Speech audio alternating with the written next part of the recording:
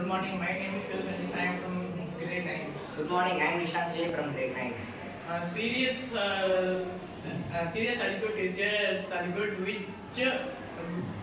which all the devices are interconnected, but in a parallel circuit, each device, uh, each device gets power supply. Power supply once once if does not work, the other will work. Thank you. So this is a household circuit model and we use parallel circuit in our houses.